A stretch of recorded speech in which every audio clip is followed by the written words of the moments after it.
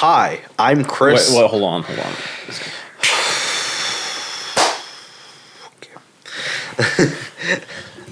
Hi, I'm Chris, and I didn't think about the Hobbit one. And I don't know what to say. Well, we're professionals here. Yeah, I'm Chris, and I'm a Hobbit. Yep. You're going with that? Yeah? Hi, I'm Chris, and I'm the... Hi, I'm Adam, and I'm unexpected.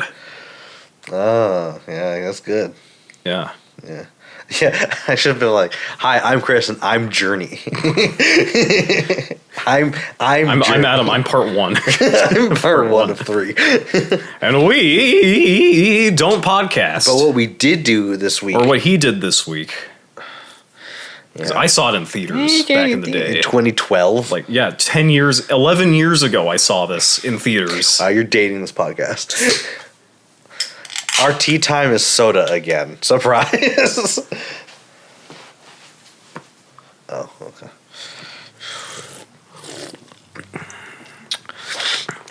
Anyway. What'd you do this week, Chris? I watched the Hobbit episode 1.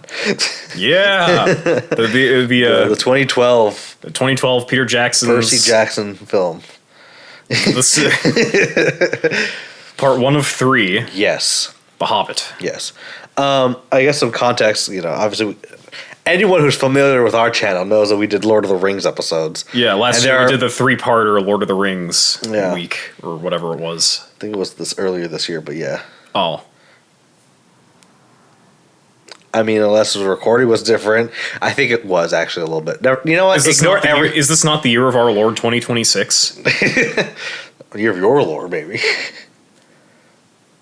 I think the Jewish calendar is in like the 4000s. Anyway, I rewatched the original Lord of the Rings movies, the extended cuts actually, and because we were disappointed by the ending of Rings of Power. Yes, and so I quite like the movies. I have some hot takes, which I'm proud of. Because, I also have some hot takes, but my hot takes are correct, unlike him. Yeah, unlike me, where my hot takes are just wrong. But Adam wanted me to watch the Hobbit series the Hobbit movies, because it is the original, it's the prequel. So the books, Tolkien wrote the Hobbit first. Yes, he did. And then the Lord of the Rings. Yes. And Lord of the Rings is much longer than the Hobbit. It's very much so. And that's why it surprised me that, the Hobbit is 3 films. And I'm going to be honest, I could tell that the the first movie, I'm like, there's just stuff that does not need to be there. And the thing is, I don't know what's supposed to be there or what's not. But there are quite a few scenes I was like, this is just because I don't know if this was his first book ever. Was this his first book ever? It might be, but he was also like an English linguistics major, so I doubt this was his first experience writing prose. Yeah, but just the idea of like where it's going and how it forms. I think some of the stuff is not as strongly written, and maybe it could just be adaptation wise, but not as strongly pointed compared to the Lord of the Rings, which is fine. But when you've watched the sequel and seeing all the quote unquote like retcons, you're just like, that's kind of weird. So, your formation of getting into this movie, or?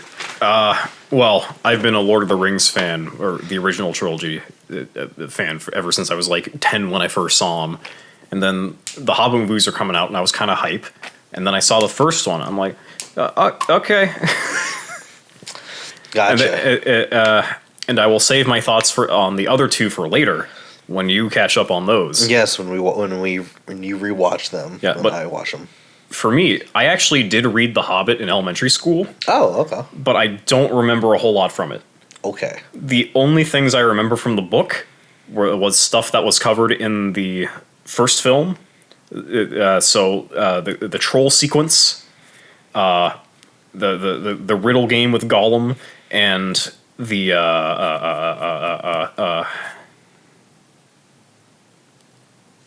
what was the third thing?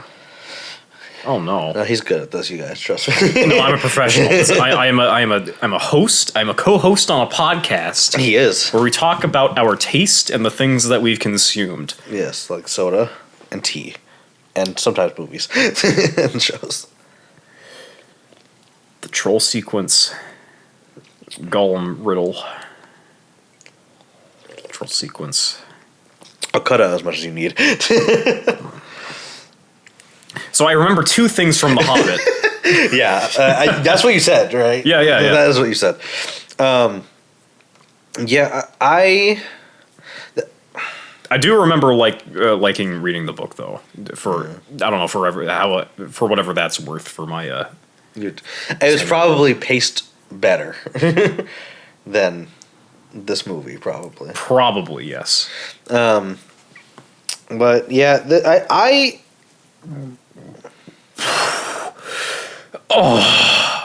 Go on.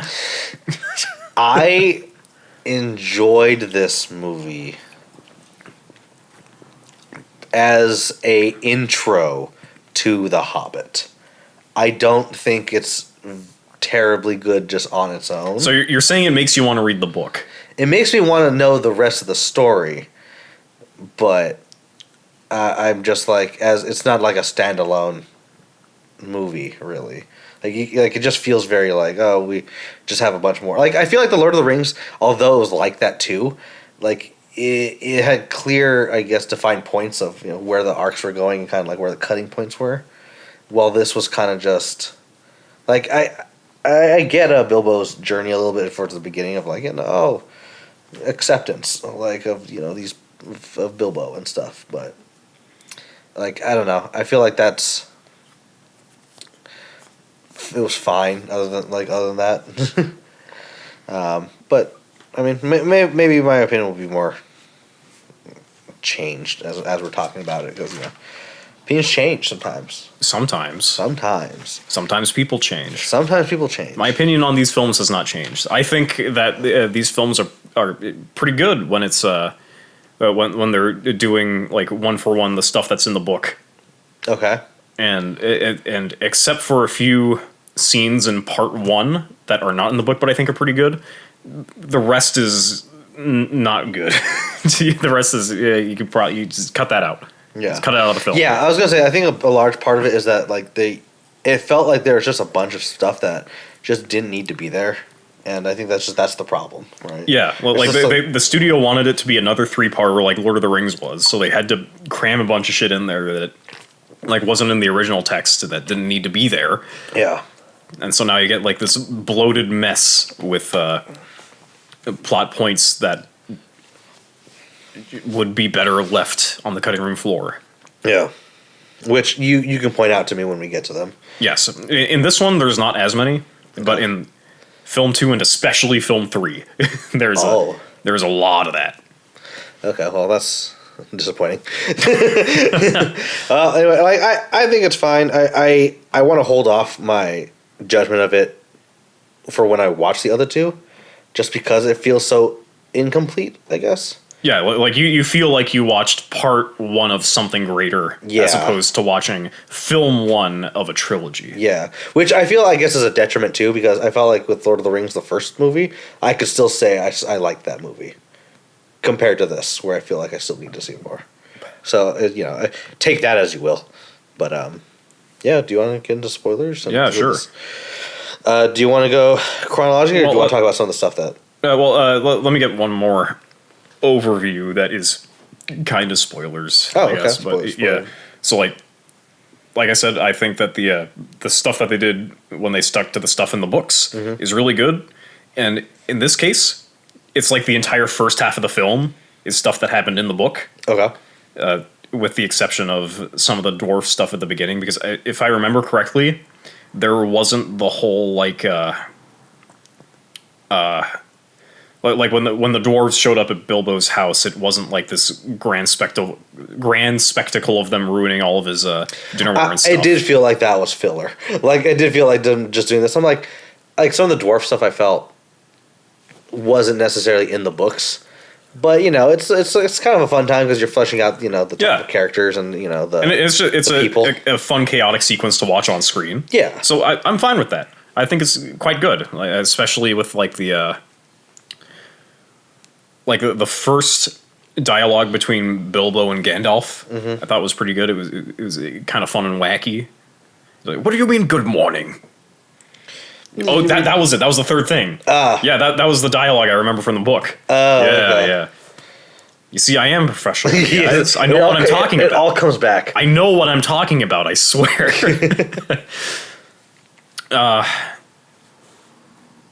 But like, after they get out of Rivendell, and I'm not even I'm pretty sure they don't even visit Rivendell in the books. Oh, really? But this is a part that I don't actually remember reading, so I think they don't go to Rivendell. I might be wrong on that. Take that as a grain of salt. Take that as a spoon of salt. Take a big swig of salt right now, and that's my advice. But after they leave Rivendell, for sure, I know most of that didn't happen. For example, when they are climbing the mountains and they're stone giants and they're fighting each other. Cool to look at on screen. Didn't happen in the books. They passed by the mountains on some flat land, and then from a couple of miles away saw them in the distance fighting. Oh, okay. I think that's for me. I'm like, that's fine. It's because like it's just changing something to make it more of a spectacle that's similar to what already happened. I mean, like if they completely they never mentioned stone giants and then they brought out stone giants like that, I think that would be a little bit different. But yeah. And it's a convenient way for them to be brought to the goblins, and the goblins are a convenient way for Bilbo to be brought to Gollum. So I see the logic. Wait, so the goblins weren't in the... I don't remember if the goblins are in the book or not. Okay. I'm going to assume that they aren't. Then how did they meet Gollum in the book? I don't know. Okay. We don't know these things. We do not know these things. Okay, I do not read. Prose is for losers. What? No, we love reading. We definitely. Some of us love reading. I quite like reading. I used to like reading. Then he grew up. I grew out of it. But what's it called? Like I liked the Gollum sequence with the riddles, but also it did feel so disconnected from the rest of what the rest of the party was doing. I was like, okay, like what are we doing here? Why is this all over the place? And did they fight? I mean, I don't know if you remember Azog after that. Oh yeah, so Azog in the books died like 100 years ago. Oh, so he did die. Yeah, he did die from his wounds after he went back into his cave. Oh, so this is just like a... Yeah, Azog is here because the film needs an antagonist. That's pretty much it. Gotcha. Cool. Yeah, because he's just, he's just a big dude. Big pale orc. Okay. We kind of zoom by some of the stuff, I guess, and then talk about it. I was nice seeing Frodo again. I don't know. I just think it's nice when it showed Frodo, my boy. Don't look at my book. It's not done yet. You fucking idiot. Yeah, he does say that. Let's see. I'm just gonna skip around, I guess. Okay, I was gonna ask. It says Erebor. It's the greatest kingdom. They said. The greatest dwarven kingdom. Yeah, the greatest dwarven kingdom. Yes. So, okay, this is gonna be a lot, but okay. But I just because are you gonna try to connect this to like Rings of Power and Lord of the Rings? All right. I'm just confused about something, right? Because they talk about like when they got kicked out, and then they were trying to go into Moria, and then it sounds like they didn't actually go to Moria. Did they? Okay, so I think the timeline on that is Rings of Power. Rings of Power is a solid 3,000 years before Lord of the Rings and The Hobbit. Yes. So at some point in Rings of Power, the House of Durin and all of the dwarves in there get killed and chased out by goblins or orcs or whatever. Sure. And then at another point later on in the backstory for the Hobbit that we get to see the battle on screen in part 1, they retake Moria. Yes. But then at some point between the Hobbit and Lord of the Rings, it gets taken over by goblins again. Yeah. I think that's how the timeline works. If we're going by the film adaptation timeline. Yes. I don't know how it is in the books. It probably makes more sense. I would hope so, because I think that's kind of lame. Just being chased out by goblins twice and then be like, like, I don't know. That seems kind of just all over the place.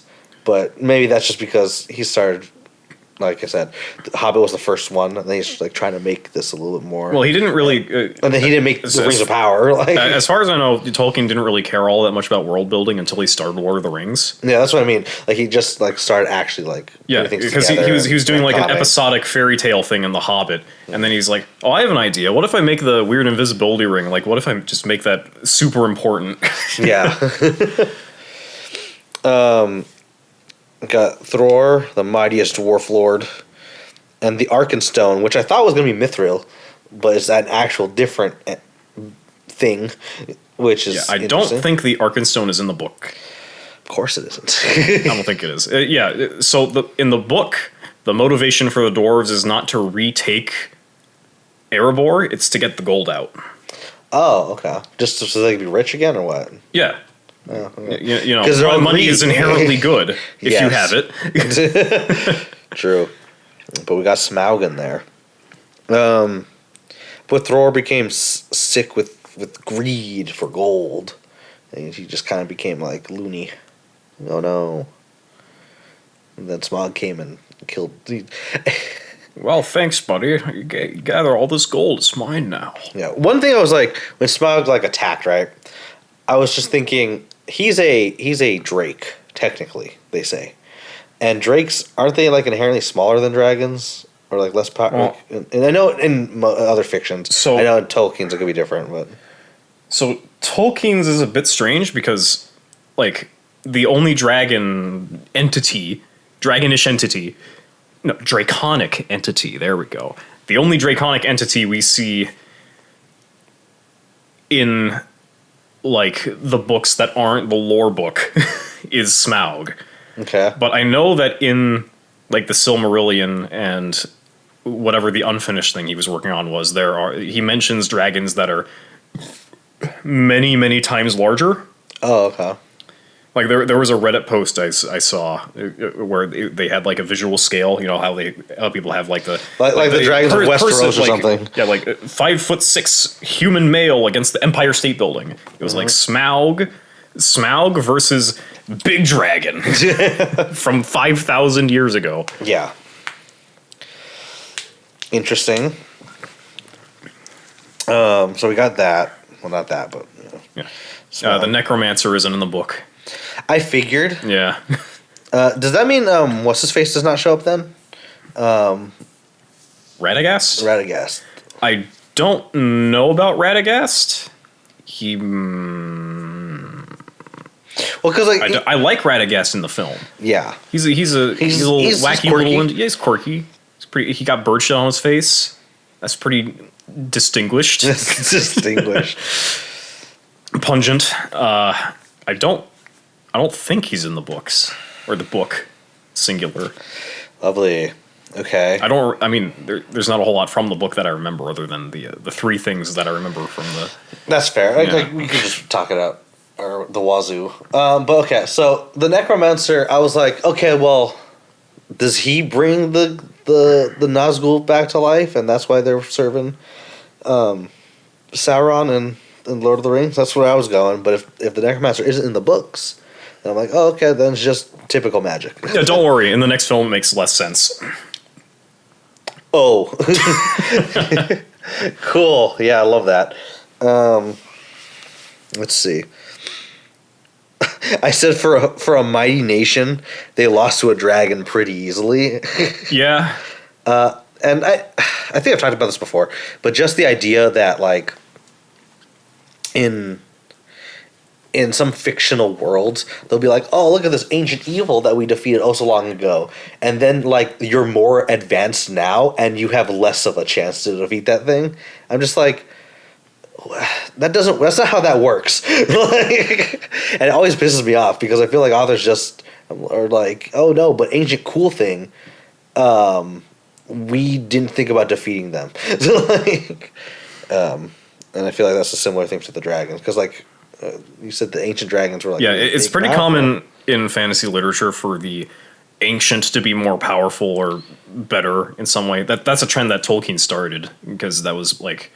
That's sort of how he viewed the world, because, you know, when he was young, the world wasn't necessarily at peace, but there was less industry, and there hadn't been too much trouble in Europe when he was a kid. But then 2 world wars happened, yes. and his outlook changed.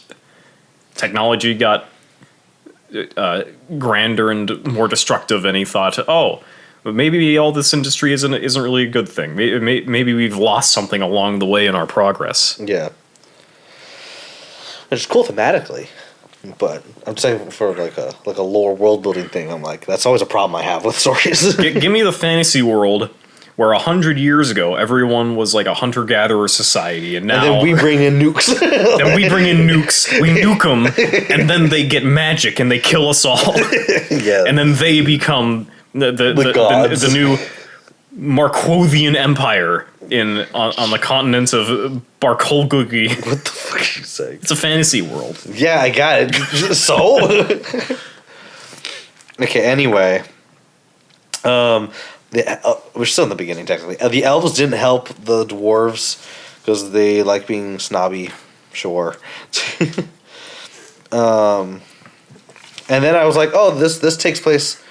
The storytelling of The Hobbit is taking place right before the first movie. Yes, which I really like. That we get to see just before Frodo talks to Gandalf in Fellowship as a framing device for getting into the story. Yeah, which I thought was cool. I thought it was done smoothly. Yeah. I put, because this is the first time Gandalf talks to Bilbo, I put Gandalf is literally the call to action. Yes. He's just all like, come hey, with me on this Bilbo, journey. you lazy fuck. You're going on an adventure. Yeah. I was like, okay. I'm still kind of confused because I'm like, I don't think, like, did he just knew him as a kid? Yeah. It's like, okay. Sure, Bilbo doesn't remember him. I'm pretty sure in the book it's portrayed as like, you're going on an adventure. It's a random guy. Yeah, and Bilbo's just some rando, and he gets taken on the adventure. That's very funny. That's like the whole point of the story. It's like a normal dude traveling with some wacky and wild characters in a wacky and wild world. Yeah. Then all the Fish dwarves... out of water scenario. Fish out of water. Just like a different movie we saw like a few weeks ago. Dragon Ball Evolution. No, I was referencing the Mario movie. Are you sure? Yes, I think I think I know what my intentions are. I think. Sounds sure to me. So all the dwarves are in the house and they're doing partying and stuff. I put, it's interesting to see. Oh, there's a couple scenes like throughout the movie where I was like, it's interesting to see the development of like CGI stuff. Oh yeah, so in the first trilogy, it's like half practical, half CGI. Mm-hmm. Partly because they didn't have a whole lot of technology, but also partly because the director really insisted on getting a lot of practical stuff in miniatures. Mm-hmm. And I think the originals look better than The Hobbit. I think so too. Like, other than that one scene in the first movie where, what's his face puts on the ring and then gets killed. That I said that was green screened really poorly. What's the king's name? The guy who cut off Sauron. Oh, Isildur? Yeah, when Isildur put on the ring in one scene, and then he tried to go into the water. I was like, oh, that's very green screen. Oh, like the effect of him disappearing? Yeah. Okay, yeah, like, I know what you're talking about, yeah. And so I was like, that was the only bad scene I kind of had. Where I'm like, in this one, I was like, some things are just standing out. Just like when they were all shuffling with the plates. I was like, this is very CG, and I'm like, why are we doing this? Like they're like throwing the plates to each other. I like it when they throw the plates. It's fun and wacky. It's charming. See, this is where I'll disagree. I didn't care. Like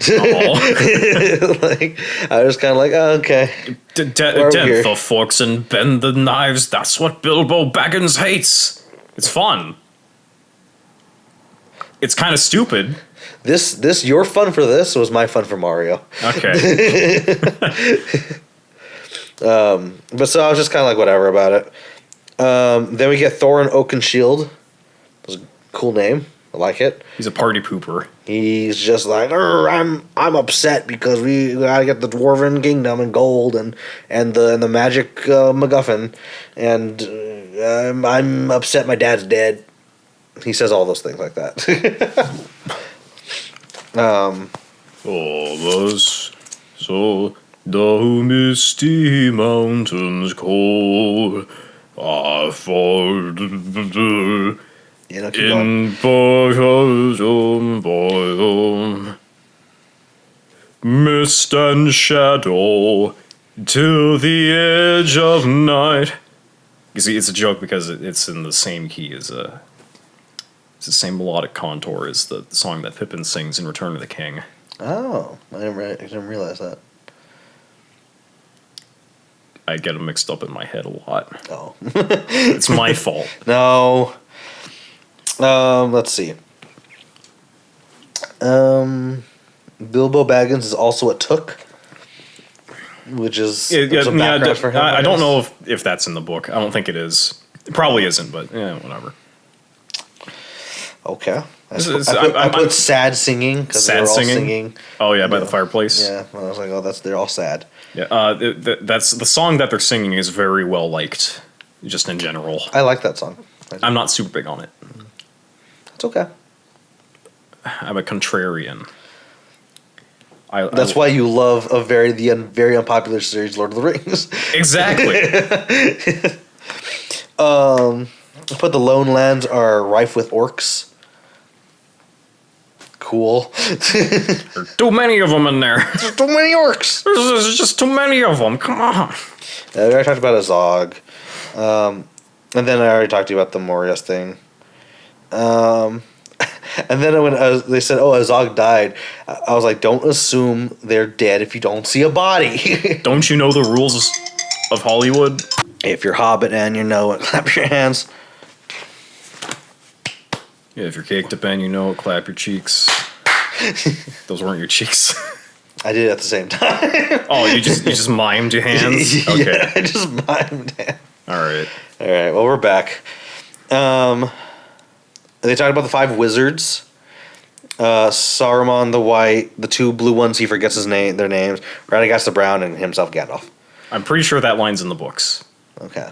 I don't know if Radagast is in the book, but I'm pretty sure that line is in the book. Yeah. Why does he not remember his siblings? I don't know. Are they siblings? What are they? They'd have to be siblings, right? I mean, they were sent by the gods or whatever. Mm-hmm. They're basically angels. Yeah.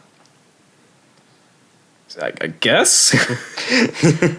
I mean, he probably forgot their names because it's been like thousands of years since he's seen them. No, that can't be it. They're siblings, Adam. Did you see anyone else fall from the sky in Rings of Power? No, he's the only one. Okay. I put through the beginning of the movie. I put there's a lot of good ASMR scenes where they just do stuff, and I'm like, damn, this is some nice ASMR. That was just a note for myself. But I don't. Yeah, I didn't notice. Spiders came to eat the hedgehog or something because the hedgehog had evil in it when Radagast was talking to the hedgehog. And I was like, yeah, spiders.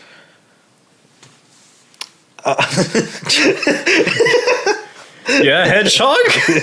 I put there's a rabbit sleigh, which I was like, yeah, the rabbit sleigh is kind of cool. That's kind of cool. It's kind of wacky and wild. Kind of wacky. It's Radagast. I like Radagast. He's fine. I assume he's going to be in the other movies. Some possibility. Anyway, They're the mountain trolls, and they are fucking dumb, and they're trying to eat people. They're just, power to them. Yeah. And then I put this is not going well for those who want to slay a dragon. It's like, my guys, y'all survive because of the sun. Okay. Until Bilbo got captured, they were winning the fight. I don't know if I would call that winning. They were destroying them. They were fighting still. They had already won, and Bilbo fucked it up. That is true. That is what happened. I said I do like the parasite bit when Thor. Well, we don't have parasites. You have parasites. Yeah, Thor kicks. He's like, I got parasites as long as me arm. Yeah. I did like that quite a bit. I was like, this is good shit. I put. What's it called? Gondan elves made these swords. The fancy first age swords. The Gondan elves. Let's go with that. Sure. Yeah. I'm like, that's sick, I guess. We gotta give Bilbo Sting somehow. I don't remember if that's in the books. Cool. Single book. So yeah, they find this on the corpses of in the troll hideout. horde. Yeah. Radagast comes in and says there's a darkness. The spawns of Ungalant, the giant spider. Spiders. That's the one that fought. What's his name? Sauron's master. Morgoth. Yeah. I looked up some wiki stuff. Sounds like you know more lore than I do now.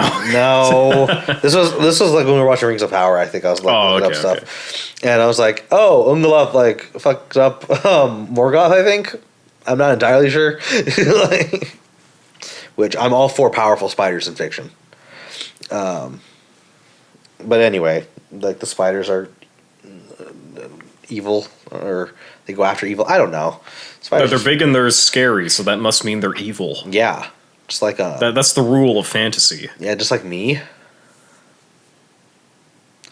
Anyway, I put where was Radagast in Lord of the Rings? He was just like, oh, my forest isn't getting fucked up by Sauron. So what the fuck? So in the movies they don't mention him. In the book, I think it's just like a passing mention because Tolkien needed a way for Gandalf to be relevant again. But after Gandalf gets captured and escapes Sauron's tower. He goes Saruman's tower? Saruman's tower. He goes to Radagast and takes his staff. Oh, my staff now. Yeah, so if you look in the movies, after like when they're in Moria, Gandalf has a different it's kind of like a club shape with a crystal at the top, but before that it's like a kind of like a spiral thing, I think. But it's just a small detail in it. It's just like I went to my friend Radagast and he gave me his staff, and now I have a staff again. I now have a staff. Okay. Let's see. Wargs are coming to attack the dwarves and Bilbo. I said when Elrond's group saved them, I was like, oh, they're just gonna ignore the elves that just came by. Heard them fighting, and heard them kill all the orcs, and then they're like, all right, time to go in this cave. And they just walked away, and I was like, what the fuck? There could have been a line in there like, no, don't, no, we're not gonna say hi to them. They're elves, but no, they just kept walking along. They're just like, oh well, time to go this way. I put. You haven't seen the new Vinland Saga not yet, season, no. but Gandalf says, I think, he says to Thorin, "You have no enemies here," or something to that line. And in Vinland Saga, the big part of the new season has been there's another Thor named person who says there are no enemies. Yeah, who there are no enemies for that Thor person. And I think that's thematic in the world, honestly. Anyone named Thor, you have no enemies. Yeah. God of War Ragnarok. God of Thor Ragnarok. Thor Ragnarok. Oh no. How has no one said that before? Maybe they have. I put before we found out it was Elrond, I was like, is my boy here? And I put, oh, he is. My boy Elrond. I like him a lot. He's my boy. I put moon runes. This I could see why this wouldn't be in the books because it was very like contrived, I guess. It's like, oh, there's some moon runes. They're only readable during the exact phase of the moon that they were made, which happens to be tonight. And it's just like, I don't care. like I thought it was gonna be like just say it's Elvish. Yeah, just say it's Elvish. Like I thought they were gonna be all like, oh, I can adjust the lighting of the moon like with we have with our elven architecture and engineering we have developed this thing called a lens. Yeah, like it's a full moon and they do a lens or something, and it's like that would have been cool. They didn't do that, so that's fine, I guess. I put because I forgot who said it, but they're saying that Gandalf is a guardian of like Middle Earth or whatever, and then I was like, oh, who are the other guardians? And then Galadriel pops up and Sauron pops up, and I'm like, okay, yeah, that's fair. Which is didn't happen in the book, but you know it's fine. Yeah, I actually do like the exchange between Saruman and Gandalf when they're at that table. He's like, no, I don't trust Radagast because of his consumption of the Burbulbul leaf. It has dulled his mind, and it just keeps going on and on. He's like, I hate how high he gets all the time. It's a terrible habit. You should not get into it. Yeah. And that's how you can tell he's against nature as he becomes against He nature. doesn't like smoking the leaves, so he gets rid of the trees. Mm-hmm. It all makes sense. I put telepathy again. Galadriel has telepathy. Ooh. Professor X. Yes. I put Agmar's Blade of the Witch King they brought, which I guess all that part just isn't in the books, I'm assuming. It is not. Cool. I still like Galadriel in this. She's cool. I'm not even sure if they go to Rivendell in the book. I know, you say that.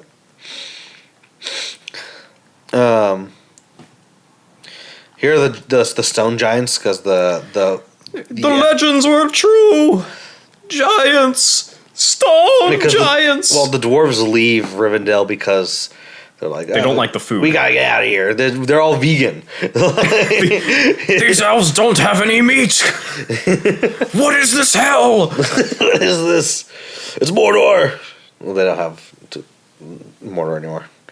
But anyway, and then I said, well, like, what the fuck, a flying boulder? And that's when I found out about the stone giants. I was like, what the heck? Why are they flying boulders? They were thrown. Then they get captured by orcs inside the mountain. No. They're captured by goblins. My bad. They were captured by goblins. Very different. You could never get them confused. I'm just racist and a misogynistic pig. That's me. I'm sorry. Do you forgive me? Well, I mean, technically it's not misogyny because the goblins and the orcs in the Tolkien verse don't have gender. They're just all very masculine. They're born in the dirt, in the mud. Like men. Like orcs. like orcs. But yeah, they get captured by goblins. And I was like, how did they have this contraption to just capture them? I was like, this is kind of weird. Goblin engineering. Sure. And they just so happened to be on top of it. I was like, okay. Okay, well, okay. Here, let's get into a little bit of taste. All right. Do you or do you not appreciate the flesh beard? I do appreciate it. Okay. Whew. I do All right. like the flab. I am a fan of the flesh beard.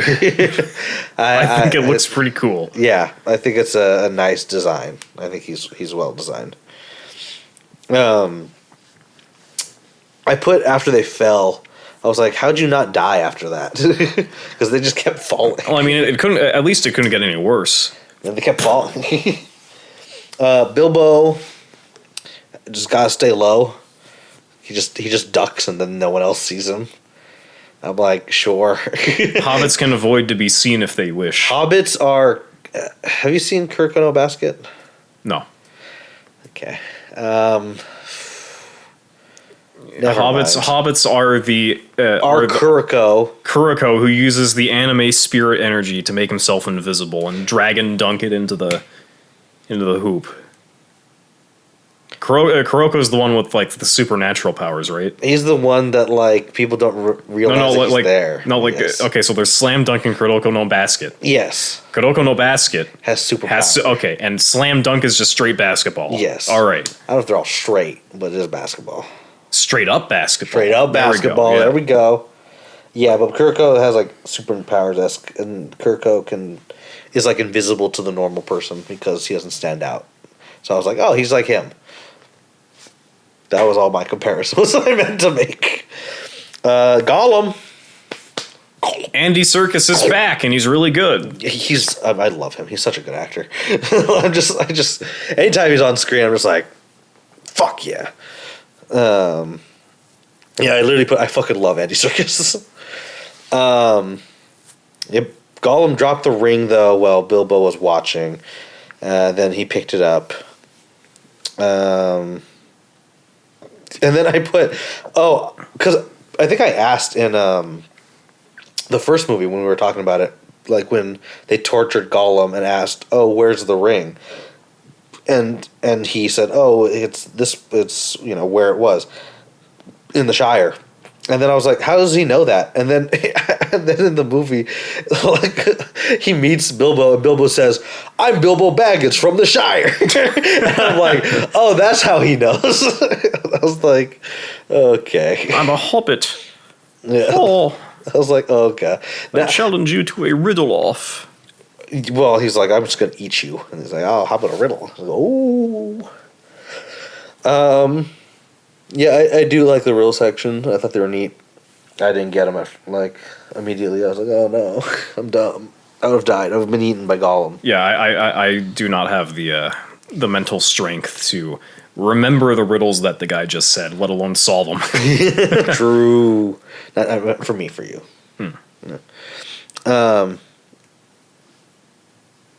I'm insulted.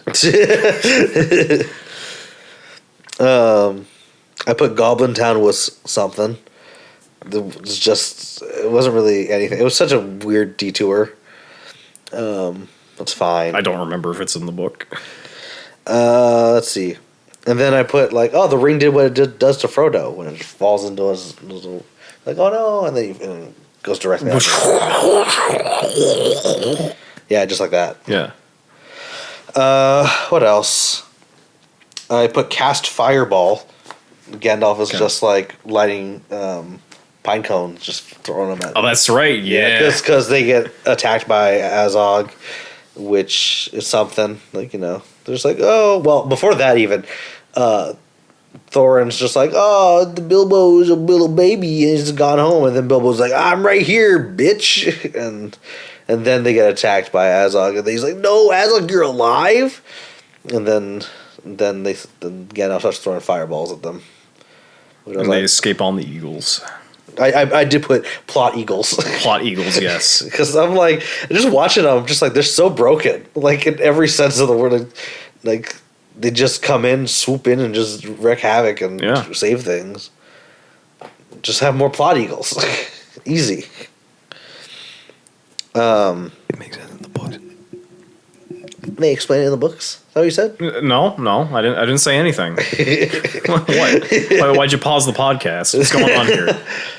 I still think it's crazy to have something that convenient.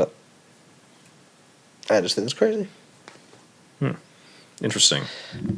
It's not crazy in the books. It's not crazy in the books. I did put after all that stuff, Thorin tells Frodo that he was wrong about him, and he's like, oh my god. And so I was like, that's the big arc of the movie. He accepts Bilbo into the thing as they arrive. It's so far away, but still. As they're a solid third of the way there. I don't know how far they've traveled. Yeah, I don't know how far it actually I literally was like, why did the Eagles just bring them there? Like, I don't know.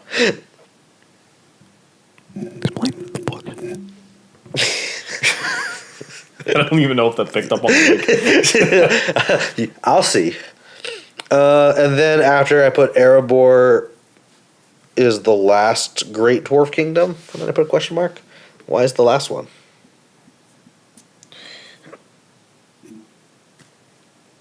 I don't know, Chris. All right, so that's the movie. Yeah, overall, I mean, it just felt like, I don't know, like I said, just a bunch of filler content. It felt like the goblins, like just all the Azog stuff, you know, even some of the, like, you know, I like the troll stuff, but even then I was like, it didn't necessarily need to be in the movie. Yeah, like, because I was like, oh, they're gonna the book, like chapter to chapter is pretty episodic. So it's like, oh, there is this peril, and then this little side adventure. Yeah, but none of it flows together as much because it's like difference in time. Yeah. So having this is a little bit different. Because one of the scenes I really liked was when that one dwarf was talking to Bilbo as Bilbo was about to leave. And they're talking about like home and stuff. I was like, oh, this is a nice conversation. And then, like, I mean, it's kind of brought up before or later, but I don't know. It's just it's still kind of early, I guess, for me. But this whole movie as a whole was the first part. Comparing it to the first part of Lord of the Rings, it's probably just kind of bad. All right. Like, I mean, like, I don't know. Like, it's entertainment enough, but like I don't feel like I'm connecting with any of the characters compared to like Lord of the Rings, where I felt like, oh, the Fellowship, I kind of like this, like, you know, with Boromir and just, you know, the marrying Pippin. I was, you know, even if they annoyed me, I was like, oh, okay, there's like some character growth and stuff. But like all the dwarves, I felt like none of them stood out other than that one guy and Thorin, which you know, kind of sucks because you don't get anything about them. And even Bilbo, like, you don't really. I don't know. Okay, there's 13 dwarves, so they can't all be like fully fleshed out characters. Yeah. Which is, the filmmakers understand that, so they're making them like very simple, and they have like, for most of them, it's just like, oh, this is the deaf guy, and this is the large one, and these are the twins. Yeah. Which I think, you know, that's the good choice. Yeah. But I feel like they could have done a bit more to make them more distinct. Yeah. Well, I think that what this movie lacked was because, again, it's the intro, so it's hard to just judge it. But as a movie, it lacked, I don't know, it felt like, even though I watched this long movie, I was like, there's very few like character moments. And I was like, or like dynamics at play. When there's like 15 characters. I was like, okay, well, like the interesting parts were Gandalf talking to like Saruman and Galadriel and seeing Elrond again. Like I didn't feel like I was able to truly get like Bilbo or Thorin and stuff. Like they felt just kind of like their archetypal characters. And even though I felt like that in the Lord of the Rings they were kind of like that, they bounce off each other a lot better. And I think that works for me more. Well, we don't have the classic dwarf-elf duo in The Hobbit. No, we don't. Which is not yet. Yeah. Which always is good. It's never gone wrong ever. Not once. And it never will. No, absolutely. I don't know. Well, what do you think after rewatching a little bit? I mean, I think saying it's bad is a bit harsh, but like, yeah, I say that this is the good one. Okay. I mean, it's a 3-hour movie, so there is a lot of stuff that I think could have been cut, and you just fucking whatever, skip that part. Yeah, like the first half of the film when they're still in the Shire at Bilbo's house, I really like. Mm-hmm. I really like some of the conversation when the hashtag Superstar Guardians of Middle Earth. Some of that conversation I quite like with Saruman. Mm-hmm. I like the scenes with Gollum and Bilbo. Yeah, I think Gollum's kind of, as you're gonna say, that character is just kind of hard carries the whatever scene that he's in. Yeah, like steals the show. Yeah. I do like the troll sequence. Sure. Yeah, this is a good one. I think for me, the problem is that it feels bloated. It is bloated. And it also feels like not a lot happened. Not a lot did happen. And so that's why I'm like, that's just... You're completely correct. And that's why I find it to be fine. Yeah. Like, the stuff I liked, I like it individually, but it would have been much, much better as part of a larger... or as part of a better, larger whole. Yeah. Yeah. Is there any supercuts of the trilogy where they make it into like one movie where it's paced a little bit differently, or? If there is, I don't know about it. I mean, there's the animated films from the 80s. That I do know of a little bit. Which I want to watch. Cool. You should. I plan to. The Hobbit, the original... The Bakshi version of The Hobbit is on HBO, so I have that queued up. But I'll get to it eventually. Yeah. Okay. But yeah, I mean, I know this might be just a hot take. I know people don't like The Hobbit nearly as much as Lord of the Rings, so maybe I'm in the same boat as everyone. Maybe it's a hot take. I was kind of like, the consensus is that for the movies, the Hobbit trilogy is not good, and that the Lord of the Rings trilogy is good. Okay. Yeah. So far, I agree. Hey. Like, what surprise.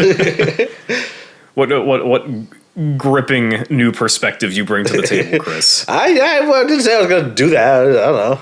If you want different perspective, watch our Green Knight review. I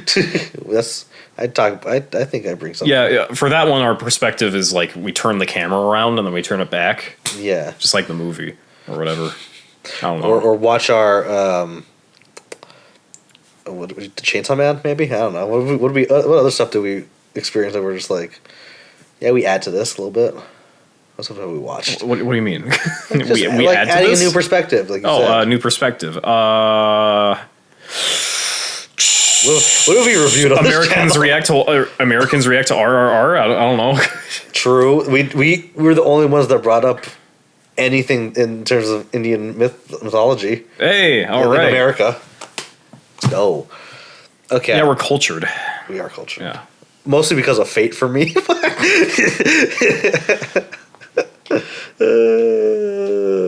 Watch all of Fate. Read all of Fate. Dude, that's the summary of this podcast. I can't wait for when Lord of the Rings goes into public domain and Gandalf gets put into Tight Moon as an anime girl. Oh my god, I love that. Oh my god. Okay, yeah. Anyway, this is the Hobbit review. Like and subscribe. Turn on notifications. If you have any if anyone's made it this far, if you have any suggestions, we could use some. We are, our ideas are bankrupt. We always do last minute. We decided on what we were watching 2 days ago. We had like 3 weeks to plan this. Yeah, we have 3 weeks to plan this next one. Yeah, we're probably gonna watch Hobbit 2, right? I assume. Probably, yeah. And other things that you will probably maybe know about. I don't fucking know. I don't. And I don't podcast. Podcast. Thanks for watching.